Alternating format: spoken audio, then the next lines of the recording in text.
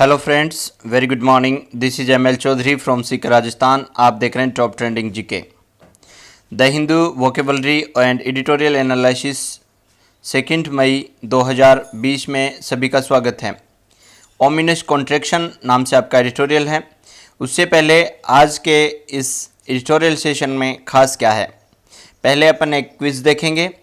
आपको यहाँ आपके स्क्रीन पर एक क्विज दिख रही है, उसका स्क्रीनशॉट लीजिए, उसको क्रॉस मैच कीजिए और भेज दीजिए मुझे 9461954560 पर, या फिर आप कमेंट बॉक्स में भी इसे लिख सकते हैं। कमेंट में हाईलाइट कर आपको आंसर दे दिया जाएगा। कल भी कुछ बच्चों के आंसर्स कमेंट में प्राप्त हुए थे। मैं चाहता हूँ सभी बच्चे यहाँ देखने के बाद कमेंट में आंसर ज़रूर करें।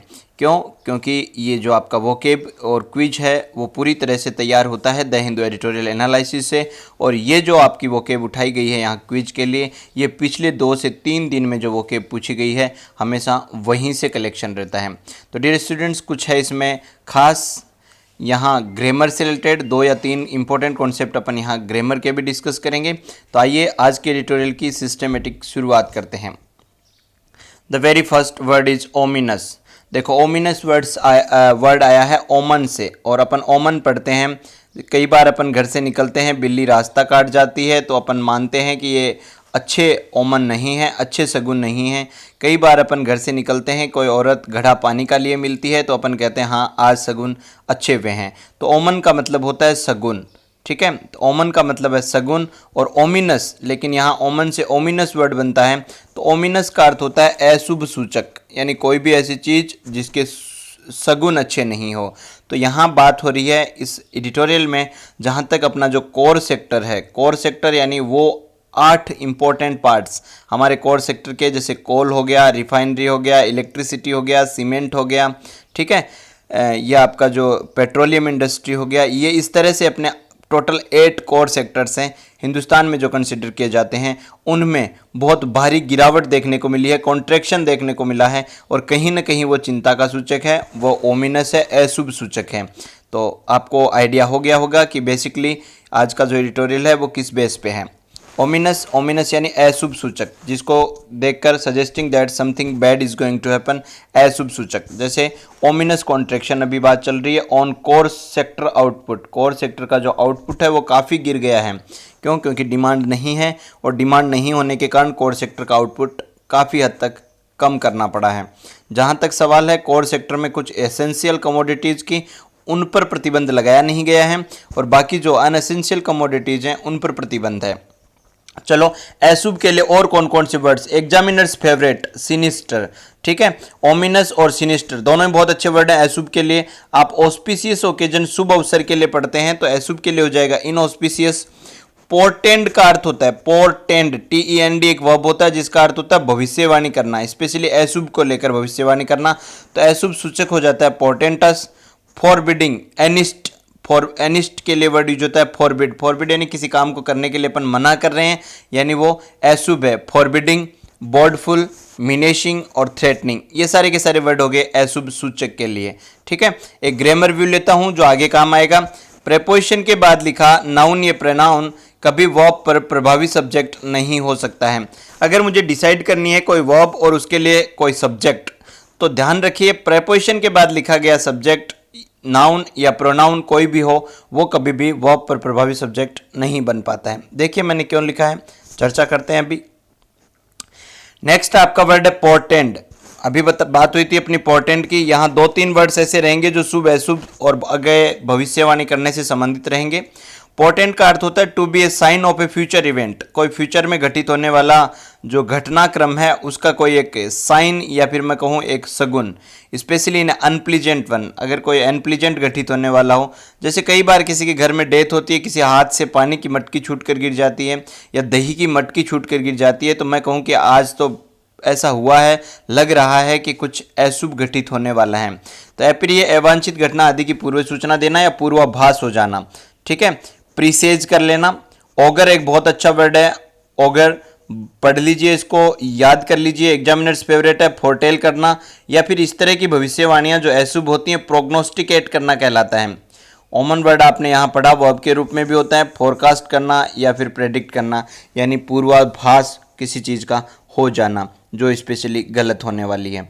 चलो आइए देखते हैं यहाँ क्या मीनिंग निकल रहा है वर्ड का। Steepest fall, steep, steeper, steepest. Steepest यानी अब तक की सबसे तीखी गिरावट, इतनी बड़ी गिरावट नहीं हुई थी इन कोर सेक्टर आउटपुट, काहे में जी, कोर सेक्टर के आउटपुट में, इन एटलीस्ट 4 ईयर्स। अगर मैं बात करूं पिछले 8 सालों की तो इतना बड़ा फॉल देखने को नहीं मिला है। अब देखो जरा, इसका सब्जेक्ट ढूंढे नहीं मिल रहा है, पोर्टेंट्स ये वर्ब आ गई ऐसे यस लगकर, लेकिन आप देख रहे हो कोर सेक्टर है, आउटपुट है, 8 ईयर से कौन है, तो इनके बाद देखो प्रेपोजिशन के बाद लिखा सब्जेक्ट कभी भी वर्ब पर प्रभावी सब्जेक्ट नहीं होता, इनके बाद लिखा नहीं होगा, फिर यहाँ इनके बाद लिखा वर्ब पर प्रभावी सब्जेक्ट नहीं होगा, तो वर्ब पर प्रभावी सब्जेक्ट क्या है, स्टीपेस्ट फॉल, और फॉल एक आपके अनकाउंटेबल नाउन है जो सिंगुलर मानी जाएगी, तो पोर्टेंट के स्थान पर किसका प्रयोग करना पड़ेगा, पोर्टेंट्स का। तो स्टीपेस्ट फॉल यानी अब तक की सबसे तीखी गिरावट, पोर्टेंट्स इस बात का पूर्वाभास करती है या पूर्वा सूचना देती है, प्रोट्रैक्टेड इकोनॉमिक पेन कि ये जो आर्थिक दर्द है ये बहुत लंबा खींचने वाला है। प्रोट्रैक्ट का अर्थ होता है किसी चीज को इलोंगेट करना, लंबा खींचना, और यहाँ प्रोट्रैक्टेड का मतलब क्या हो रहा है, ये जो इकोनॉमिक पेन है यानी जो आर्थिक दर्द है वो बहुत लंबा खींचने वाला है, ऐसी भविष्यवाणी है, ऐसे संकेत मिल रहे हैं।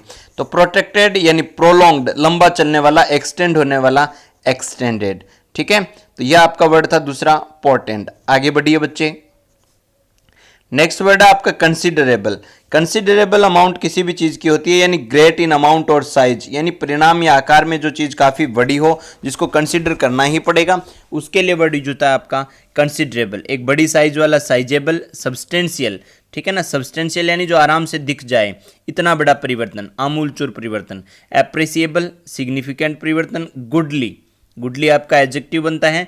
टॉलरेबल और हेप्टी यानी काफ़ी भारी परिवर्तन, काफ़ी बड़ा परिवर्तन। देखो क्या कह रहे हैं, द लेटेस्ट डेटा, जो नया लेटेस्ट डेटा आया है on core sector output, core sector output जो लेटेस्ट डेटा आया है, इज सिग्नलिंग, वो इस बात की तरफ इशारा कर रहा है, सिग्नलिंग यानी इशारा करना, दैट कंसिडरेबल इकोनॉमिक पेन यानी बहुत बड़ा आर्थिक दर्द, लाइज अहेड वो तो अभी आगे आना बाकी है, in the wake of the covid pandemic, काहे के, इन द वेक ऑफ का अर्थ होता है के मद्देनजर, ठीक है ना, ये फॉलो करते हुए, आफ्टर मार्च के परिणाम स्वरूप, कोविड-19 जो महामारी है उसके परिणाम स्वरूप, and the nation wide lockdown, और जो देश भर में जो लॉकडाउन है उसके परिणाम स्वरूप, उसके फलस्वरूप अभी बहुत बड़ा इकोनॉमिक पेन तो आगे आना बाकी है।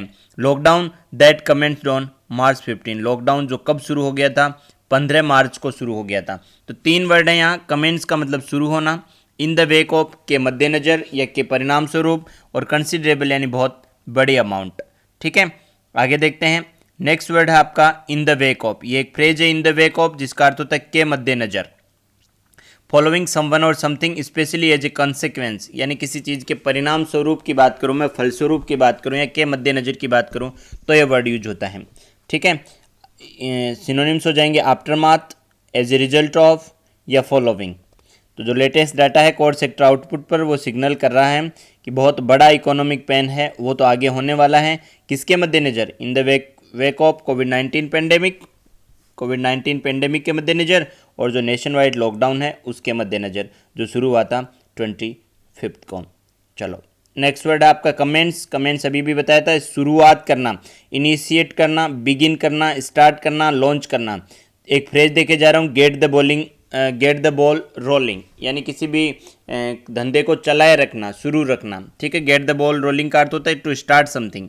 एम्बार्क ऑन, देखो बच्चे एम्बार्क का मतलब तो चढ़ना होता है जहाज वगैरह पर, ऑन बोर्ड जब चढ़ते हैं तो उसके लिए वर्ड यूज होता है, लेकिन एम्बार्क के साथ प्रपोजिशन ऑन का प्रयोग कर दिया जाए तो एक फ्रेजल वर्ब बन जाती है और इसका अर्थ हो जाता है शुरू करना।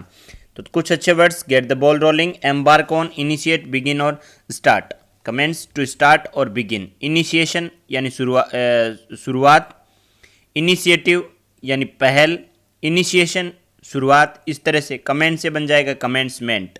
ठीक है, तो इस तरह से आप चीज़ों को, वर्ड्स को बनाना सीखिए ताकि ये चीज़ें और आसान होती जाएं। फिलहाल यहाँ लॉकडाउन की बात हो रही है जो शुरू हो गया था 25 मार्च को। नेक्स्ट देखिए जरा, मैं यहाँ कुछ एक छोटा सा ग्रामर का कॉन्सेप्ट डिस्कस करता हूँ बच्चे आपके साथ, और उसके बाद उसको अप्लाई करके दिखाता हूँ आज आपको। देखो बच्चे, कहीं भी वर्ब की आईएनजी फॉर्म बिना हेल्पिंग वर्ब के आपको मिल जाती है तो वो एडजेक्टिव या एडजेक्टिव फ्रेज की तरह प्रयुक्त हुई है।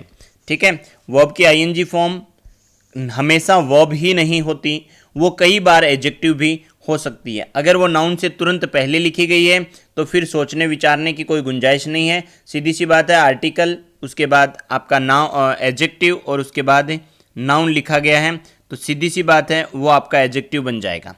ठीक है, वैसे ही वर्ब की थर्ड फॉर्म भी आपकी एडजेक्टिव की तरह प्रयुक्त होती है, लेकिन दिक्कत तब आती है जब इसको आप एक फ्रेजल एडजेक्टिव के रूप में लिखते हैं या फिर किसी नाउन या प्रोनाउन की विशेषता बताने के लिए उसके तुरंत बाद लिखते हैं। तो ऐसी स्थिति में अगर वो नाउन या प्रोनाउन इसका सब्जेक्ट बन रहा है तो ये एडजेक्टिव आईएनजी फॉर्म में लिखा जाएगा, और अगर वहाँ लिखा हुआ, इससे तुरंत पहले लिखा हुआ नाउन इसका सब्जेक्ट ना बनकर ऑब्जेक्ट हो तो ये पैसिव फॉर्म में अर्थात वर्ब की थर्ड फॉर्म में लिखा जाएगा।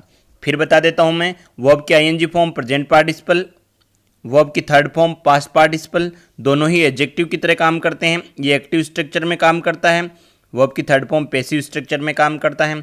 एक्टिव स्ट्रक्चर तब आती है जब इससे तुरंत पहले डूअर लिखा गया हो, पैसिव स्ट्रक्चर तब आती है जब इससे पहले नॉट डूअर लिखा गया हो। आइए कुछ एग्जाम्पल्स के माध्यम से इनको समझने की कोशिश करते हैं। कहीं ना कहीं पार्टिसिपल एक डिस्क्रिप्शन होता है एक नाउन या प्रोनाउन का। मैंने कहा आई सा सम मंकीज, मैंने कुछ बंदर देखे, प्लेइंग इन द गार्डन। अब देखो जरा, मैं मंकीज एक नाउन है जिसका मुझे डिस्क्रिप्शन देना था। डिस्क्रिप्शन देने के लिए मुझे जरूरत पड़ेगी एडजेक्टिव की, और एडजेक्टिव के रूप में मुझे जरूरत पड़ेगी पार्टिसिपल की। पार्टिसिपल या तो होता है वर्ब की आईएनजी फॉर्म या मिलेगा आपको वर्ब की थर्ड फॉर्म के रूप में। जहाँ तक ख्याल है तो खेलने का काम मंकी खुद कर रहे हैं, यानी जो प्ले वर्ब से पहले जो लिखा गया है वो इसका डूअर है, यानी डूअर है तो इसे एक्टिव फॉर्म में होना होगा और प्रेजेंट पार्टिसिपल में होना होगा, यानी खेलने का काम मंकी खुद ही कर रहे हैं तो monkey playing in the garden.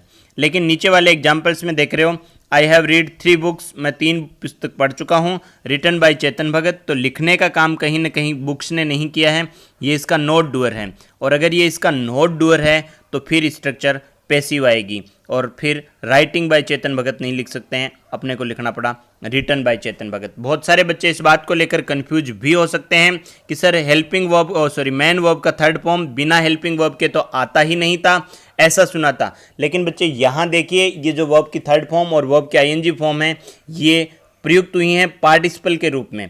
अगर आपका आईएनजी फॉर्म है तो प्रेजेंट पार्टिसिपल, वर्ब का थर्ड फॉर्म है तो पास्ट पार्टिसिपल। जैसे देखो क्या कह रहा है, brushed with comb the dog's fur felt smooth, यानी जब डॉग है उसके जो बाल हैं उनको ब्रश कर दिया गया कॉम के साथ तो वो काफ़ी स्मूथ दिखाई दिए।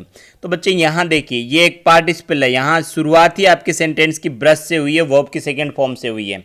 ठीक है ना, इसको आप ऐसे भी लिख सकते थे, the dog's fur brushed with comb felt smooth. ठीक है, ये जो आपका पार्टिसिपल है इसकी लोकेशन चेंज की जा सकती है, या तो इसको नाउन से पहले लिख दीजिए जिसके लिए आया है, या उसके तुरंत बाद लिख दीजिए। तो the dog's fur brushed with comb, तो सीधी सी बात है, जो डॉग के जो फर हैं उनको ब्रश करने का काम किया है, ब्रश करने का काम डॉग के फर ने नहीं किया है, यानी ये इसका नोट डूअर है। और नोट डूअर है तो फिर स्ट्रक्चर कैसे काम मिलेंगे बच्चे, पास्ट पार्टिसिपल या फिर पैसिव फॉर्म या फिर वर्ब का थर्ड फॉर्म। बात समझ आई होगी। आइए इस पर आधारित कुछ वर्ड्स वोकेब अपन डिस्कस भी करेंगे, साथ ही साथ यहाँ से रिलेटेड कुछ कॉन्सेप्ट्स भी देखेंगे। देखो क्या कह रहा है, प्रोविजनल। देखो वर्ड है आपका प्रोविजनल, आपके एग्जामिनेशन की प्रोविजनल डेट आती है। प्रोविजनल यानी एक अस्थायी, अनंतिम जिसको बोलते हैं, अंतरकालीन बोलते हैं इसको, कच्ची तिथि जिसको बोलते हैं, यानी कंफर्म डेट नहीं आई, उस डेट को टेंटेटिव डेट बोलते हैं। आप क्या बोलते हैं, टेंटेटिव। तो प्रोविजनल का एक सिनोनिम एग्जामिनेशन में पूछा जाता है, दैट्स टेंटेटिव, टेम्परेरी, इंट्रिम और ए चेंज ओवर। क्या कह दिया मैंने इसको, टेंटेटिव, टेम्परेरी, इंट्रिम और ए चेंज ओवर। तो यह आपका हो गया प्रोविजनल का सिनोनिम। अब देखो बच्चे, आप बात करें प्रोविजनल का अर्थ केवल वर्तमान समय तक सीमित, जिसमें भविष्य में परिवर्तन संभावित नहीं हो। ठीक है, तो क्या कह देंगे उसको, टेंटेटिव डेट कह देंगे। ठीक है, आओ बच्चे नेक्स्ट देखो एग्जाम्पल्स देखें। द प्रोविजनल फिगर्स यानी अंतिम फिगर्स नहीं हैं, अभी अंतरिम फिगर्स नहीं हैं, released by the commerce ministry, जो कॉमर्स मिनिस्ट्री के द्वारा रिलीज किए गए हैं। सो दैट वो दिखाते हैं that production at all but one of the 8 industries. देखो मैंने पहले भी कहा था आपको, वन ऑफ के बाद आने वाली नाउन हमेशा प्लूरल नाउन आती है। यानी प्रोविजनल फिगर्स रिलीज हुए हैं कॉमर्स मिनिस्ट्री के द्वारा, वो ये दर्शाते हैं कि जो प्रोडक्शन हुआ है वन ऑफ द 8 इंडस्ट्रीज, अभी बताया था मैंने कोर जो आपका सेक्टर है उसमें मुख्यतः 8 इंडस्ट्रीज हैं। क्रूड ऑयल हो गया, पेट्रोलियम हो गया, कोलतार हो गया, ठीक है, सीमेंट हो गया, इलेक्ट्रिसिटी हो गया, ये इस तरह से 8 इंडस्ट्रीज हैं। कंप्राइजिंग द कोर सेक्टर, जो 8 इंडस्ट्रीज मिलकर बनाती हैं कोर सेक्टर को। देखो ये जो 8 इंडस्ट्रीज हैं यही मिलकर बनाती हैं कोर सेक्टर को, तो ये इसका डूअर है, तो यहाँ प्रेजेंट पार्टिसिपल यूज हुआ है। Compromising the core sector shrink in March, वो डूब गई, कहाँ कब, मार्च में, फ्रॉम ए ईयर अर्लियर, एक साल पहले, resulting in the sharpest contraction, और उसका परिणाम क्या निकला कि बहुत तीखा कॉन्ट्रैक्शन हुआ इन द इंडेक्स में, since the new series begin in April 2012, जब से नई सीरीज शुरू हुई है 2012 से, तब से लेकर अब तक। तो बच्चे ये था आपका वर्ड प्रोविजनल। नेक्स्ट वर्ड है आपका प्रोविजनल के बाद दैट्स ऑगरी। ओगर अभी अपने वर्ड पढ़ा था एक, आपको याद हो तो ओमन के लिए वर्ड पढ़ा था अपन ने, पूर्वाभास के लिए, पूर्व सूचना देने के लिए। पोर्टेंड अपन ने पढ़ा था, वहाँ से वर्ड पोर्टेंट निकल कर आया है नाउन के लिए। प्रोग्नोस्टिकेट पढ़ा था, वहाँ से वर्ड प्रोग्नोस्टिक निकल के आया है। ओगर से निकल कर आया ओगरी। साइन या फिर प्रीसेज यानी पहले किसी चीज़ का पूर्वाभास हो जाना, तो ये है एक प्रकार से शकुन के लिए या सगुन के लिए यूज होता है वर्ड ओगरी। ओगर से बना है ओगरी। वैसे ही ओमन नाउन और वर्ब दोनों के लिए प्रयुक्त होता है। पोर्टेंट वर्ब होता है, तो यहाँ नाउन आपकी होगी पोर्टेंट। एडजेक्टिव पोर्टेंटस हो गया, ओमन से ओमिनस हो गया, ठीक है। इस तरह से आपको चीज़ों को, ये तीनों वर्ड्स को आपको इस तरीके से सजाकर याद करना है। ओगरी का अर्थ होता है सगुन, a sign of what will happen in the future, इस बात का एक प्रमाण कि भविष्य में क्या घटित होगा, इसको एक ओमन कह देंगे, ओगरी कह देंगे। देखो क्या कह रहा है, the output contracted by as much as 6.5% in a month, ठीक है। आउटपुट है वो कॉन्ट्रैक्ट हो गया, कॉन्ट्रैक्ट यानी संकुचित हो गया, कम हो गया।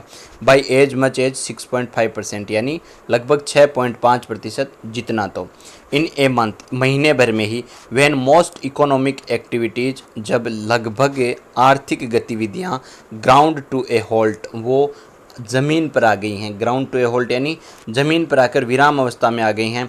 Only in the last 7 days, केवल पिछले 7 दिन में। इज़ ए वरिंग ओगरी, ये तो एक बड़ी ही चिंताजनक शगुन है, यानी ये तो बड़ा ही चिंताजनक शगुन है कि 5% कम हो गया है आउटपुट कॉन्ट्रैक्ट। नेक्स्ट देखिए जरा, बहुत अच्छे अच्छे वर्ड्स हैं। एग्जैम्प्ट, बच्चे एग्जैम्प्ट का अर्थ होता है, एग्जैम्प्ट वर्ब और नाउन दोनों की तरह यूज होता है, जिसका अर्थ होता है किसी चीज़ को फ्री छोड़ देना। जैसे मैं कहूँ कि 18 साल से या 16 साल से कम बच्चे हैं, उनका डेंटल चार्ज नहीं लगेगा, ठीक है, तो they are exempted from dental charge. जैसे अपना एजुकेशन है उसको एग्जम्प्ट किया गया था जीएसटी से, यानी जीएसटी उस पर नहीं लगेगी, तो किसी बाध्यता से मुक्त करने यानी एग्जम्प्ट कर देना। क्या कह रहा है, रिलीज कर देना, सेट फ्री कर देना या लिबरेट कर देना, ठीक है।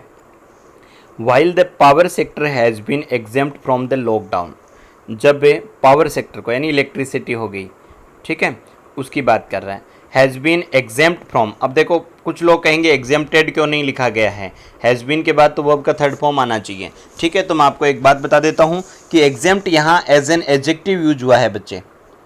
एग्जम्प्ट का प्रयोग एज एन एडजेक्टिव यूज हुआ है यहाँ पे। जैसे मैं कहूँ कि दे मेड हिम फ्री, ठीक है, तो फ्री आपका वर्ब भी होता है और एडजेक्टिव भी होता है। वैसे एग्जम्प्ट आपका एडजेक्टिव भी होता है और वर्ब भी होता है। अगर ये एग्जम्प्टेड लिखा होता तो भी गलत नहीं होता, ठीक है, मीनिंग भी नहीं बदलता। While the power sector has been exempt, यानी पावर सेक्टर को रखा गया है मुक्त, काहे से, फ्रॉम द लॉकडाउन, लॉकडाउन से मुक्त रखा गया है। Because of its essential nature, क्योंकि ये जो आपका स्वभाव है उसमें कैसा है, एसेंशियल, यानी इसेंशियल एक्ट में कॉमोडिटीज़ में आता है, जिसके बिना ज़रूरत सुबह की ज़रूरत शाम को ही पूरी नहीं होती, ऐसी चीज़ें एसेंशियल नेचर की चीज़ें कहलाती हैं। The slump in demand, slump का अर्थ मैंने कल भी बताया था decline, slump in demand from commercial customers, जो आपका डिमांड है उसमें जो गिरावट है कॉमर्शियल कस्टमर से, यानी जो कॉमर्शियल फैक्ट्रीज़ बंद हो गई हैं, सीमेंट फैक्ट्री बंद हो गई हैं, बाकी जितनी भी प्लास्टिक फैक्ट्रीज़ हैं वो सारी की सारी बंद हो गई हैं। तो इनके जो कॉमर्शियल सेक्टर्स से जो डिमांड आती थी वो बिल्कुल ही गिरावट में चली गई है। Is bound to have a significant sector wide cascading impact, ठीक है, वो रखने वाली है। इज़ बाउंड टू हैव यानी उसका प्रभाव पड़ने वाला है। सिग्निफिकेंट महत्वपूर्ण, sector wide cascading impact, sector wise यानी अलग अलग सेक्टर के हिसाब से कैस्केडिंग, कैस्केडिंग का अर्थ होता है बहुत ही तेजी से गिरता हुआ प्रभाव होने वाला है।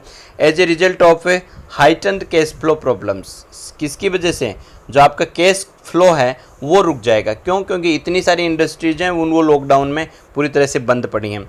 Eight the already state distribution companies that deliver electricity over the last mile to consumers, और पहले से ही जो ऑलरेडी तनाव में चल रही हैं डिस्ट्रीब्यूशन कंपनीज हैं जो इलेक्ट्रिसिटी प्रदान करती हैं अंतिम छोर पर रहने वाले कस्टमर को, उनके लिए ये जो कैश फ्लो की प्रॉब्लम्स है वो काफ़ी ज़्यादा बढ़ जाएगी। नेक्स्ट देखिए ज़रा, नेक्स्ट वर्ड आपका यहीं से उठाया गया है, दैट इज़ कैस्केडिंग। कैस्केडिंग का अर्थ होता है जल प्रताप की भांति गिरना या बहुत ही तेज़ी से गिरना, specially in large amounts. To fall और हैंग डाउन, पोर होना, पिंच होना, गश होना, या फिर नीचे की तरफ जो बहुत तेज़ी से फ्लो होता है उसके लिए वर्ड यूज होता है कैस्केडिंग। वैसे कैस्केड का अर्थ होता है झरना आपका, ठीक है। तो क्या कह रहे हैं, While the power sector has been exempt from the lockdown, जब पावर सेंटर को रखा गया है लॉकडाउन से free, because of its essential nature, इसकी एसेंशियल नेचर के कारण। The slump in demand from commercial customers, तो जो गिरावट आई है कॉमर्शियल कस्टमर्स की वजह से वो बड़ा प्रभाव रखने वाली है और एक कैस्केडिंग इम्पैक्ट रखने वाला है। क्यों? As a result of heightened cash flow, किसकी वजह से? क्योंकि जो कैश फ्लो है वो बहुत ही बुरी तरह से प्रभावित होगा, बढ़ जाएगा। Eight the already stressed distribution companies, कहाँ पर? जो पहले से ही तनाव में चल रही डिस्ट्रीब्यूशन कंपनीज हैं जो अंतिम छोर पर बैठे कस्टमर्स तक बिजली पहुंचाती हैं। नेक्स्ट वर्ड है आपका मेहम। मेहम का अर्थ होता है बच्चे तबाही या एक प्रकार से अफरा तफरी की स्थिति मच जाना, उत्पात मच जाना, डिस्टर्बेंस की स्थिति हो जाना, डिसऑर्डर हो जाना, बेदलाम कह सकते हो, हैवोक कह सकते हो, कन्फ्यूजन कह सकते हो, टुमल्ट कह सकते हो, कियोस कह सकते हो, पेंडेमोनियम कह सकते हो। बहुत सिंपल और बहुत सारे के सारे वर्ड्स बहुत अच्छे हैं। कुछ वर्ड इसमें हंगामा के लिए हैं, कुछ वर्ड्स हो हल्लड़ के लिए हैं। क्या कहता है देखो, the mayhem in the oil market, जो अपना तेल का बाजार है उसमें जो तबाही चल रही है, जो अफरा तफरी मची हुई है, विद ग्लोबल वैश्विक क्रूड प्राइसेज, जो कच्चे तेल की कीमतें हैं उनमें जो तबाही चल रही है। Tumbling is crude oil prices, और अब देखो प्राइसेज के बाद यहाँ टम्बलिंग लिखा है present participle. Tumbling is also certain to undermine the industries in the energy sector. क्या कह रहा है कि जो एनर्जी सेक्टर की इंडस्ट्रीज हैं उनको ये जो ग्लोबल मार्केट में जो क्रूड प्राइसेज में जो ये महम तबाही चल रही है ये कहीं ना कहीं अंडरमाइन करने वाली है, ये भी एनर्जी सेक्टर को खोखला करने वाली है। तो बच्चे टम्बलिंग का मतलब होता है किसी भी चीज़ का अचानक तेज़ी से गिर जाना, स्पेशली कीमत हो भले ही मात्रा हो। To fall suddenly in value और अमाउंट, तो फॉल, मॉल्ट, फॉल डाउन, स्टम्बल या फिर कोलैप्स, गिर जाना, औंधे मुँह गिर जाना, इस तरह के सेंटेंसेज में आपका वर्ड यूज होता है टम्बल, औंधे मुँह गिर जाना। तो क्या कह रहा है, ऑयल मार्केट में जो तबाही आई है ग्लोबल क्रूड प्राइसेज में जो गिरावट की वजह से, वो कहीं ना कहीं एनर्जी सेक्टर को और इंडस्ट्रीज़ को पूरी तरह से खोखला करने वाली है। तो डियर स्टूडेंट्स, आज के जितने भी वर्ड्स थे, कुछ ग्रामर के कॉन्सेप्ट्स थे, वो पूरी तरह बेस्ड थे। इसमें कुछ वर्ड्स खास सूचना देना ओमन्स पर, 3 से 4 वर्ड्स तो अकेले इन पर ही आ गए हैं कि शुभ अशुभ, अशुभ सूचक, शुभ सूचक, इन्हीं पे रिलेटेड मिल गए हैं। तो टम्बल आपका हो जाएगा औंधे मुँह गिरना, मेहम एक प्रकार की तबाही, कियोस ट्यूमुल्ट हो जाएगा, कैस्केडिंग यानी तेजी से गिरता हुआ जल प्रताप, एग्जेम्प्ट यानी फ्री रखना, ओगरी यहाँ से आया है प्रोग्नोस्टिक से, ओमन से, पोर्टेंट से, प्रोविजनल यानी टेंटेटिव डेट, टेम्परेरी डेट जो अंतिम नहीं हो। साथ ही साथ कमेंट्स का अर्थ होता है किसी नई चीज़ का शुरुआत होना, इनिशिएट होना, इम्बार्क होना। इन द वेक ऑफ एक फ्रेज है जिसका अर्थ है के मद्देनजर। कंसिडरेबल अमाउंट किसी भी चीज़ की साइजेबल या सब्सटेंशियल अमाउंट। पोर्टेंट का अर्थ होता है कल्पना पूर्व सूचना देना, पूर्वाभास होना, प्रोग्नोस्टिकेट होना। और साथ ही साथ नेक्स्ट वर्ड है आपका ओमिनस। ओमिनस का अर्थ होता है अशुभ, सिनिस्टर और इनऑस्पिशियस। देखते रहिए टॉप ट्रेंडिंग जीके मैं ML चौधरी।